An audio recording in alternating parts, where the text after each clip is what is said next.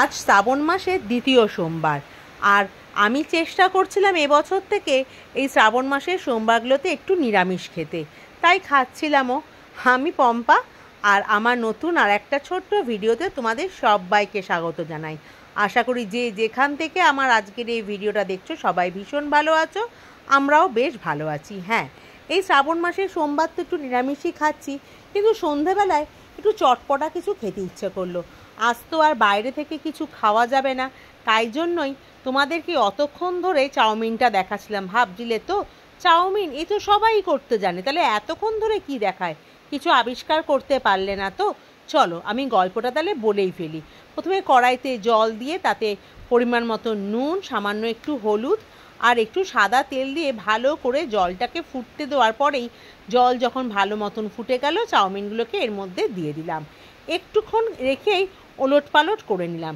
আর হলুদ দেওয়ার কারণ হচ্ছে ওই যে বললাম আজ নিরামিষ, বাইরে পড়ছিল ভীষণ বৃষ্টি, আর একেবারেই তো কিছু বাইরে থেকে আনা যাবে না। নিরামিষ খাবারও যে বাইরে পাওয়া যায় না তা নয়, কিন্তু বাইরে থেকে তো আনাই যাবে না। আর যেহেতু সসের ব্যবহারটাও আজকে করব না, তাই একটু হালকা রং হওয়ার জন্য সামান্য একটু হলুদের ব্যবহার করেছিলাম।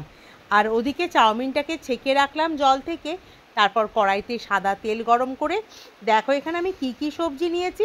তোমরা কি খাও নাকি আমার মতন এরকম চাউমিনের মধ্যে টমেটো, তারপরে ফুলকপি? হ্যাঁ, এই নিরামিষ ফুলকপিতে কিন্তু চাউমিনে কিন্তু ফুলকপিটা দিলে বেশ ভালো লাগে। আমার কাছে ছিল একটুখানি, দিয়েছিলাম গাজর, আলু, টমেটো, তোমার ফুলকপি, কাঁচা লঙ্কা, এই সব সবজিগুলো। ওই বিনস ক্যাপসিকাম ছিল না বলে আর দিইনি। ভালো করে তেলের মধ্যে সবজিগুলোকে হালকা ভাজা ভাজা করে নিয়েছিলাম। সবজিগুলো একটু ভাজা হয়ে আসতেই দিয়ে দিয়েছিলাম হচ্ছে ভেজে রাখা বাদামগুলো। এইগুলো যে সল্টেড বাদাম পাওয়া যায় ওইগুলো। এই ধরনের চাউমিন মাকে দেখতাম ছোটোবেলায়, মা কিন্তু উপোসের দিনে করতো।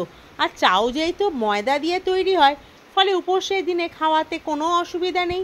যাই হোক, বাদামগুলো দিলাম। মা যদিও কাঁচা বাদাম ভেজে দিত, আমি সল্টেড বাদাম ছিল সেটাই দিলাম।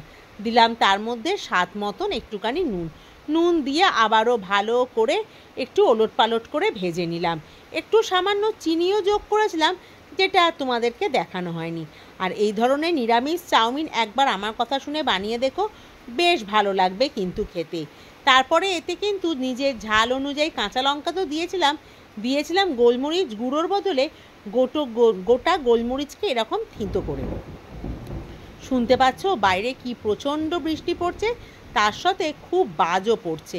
যাই হোক, তারপরে সিদ্ধ করা চাউমিনটা দিয়ে ভালো করে ওলট পালট করে মিশিয়ে নিলাম। ব্যাস, আর তো কোনো কাজ নেই।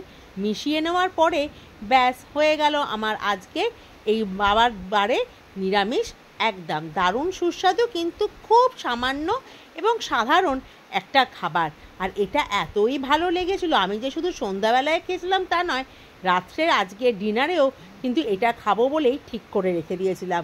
তাহলে আমার আজকের ভিডিওটা কেমন লাগলো সেটা কিন্তু অবশ্যই কমেন্ট করে জানিও।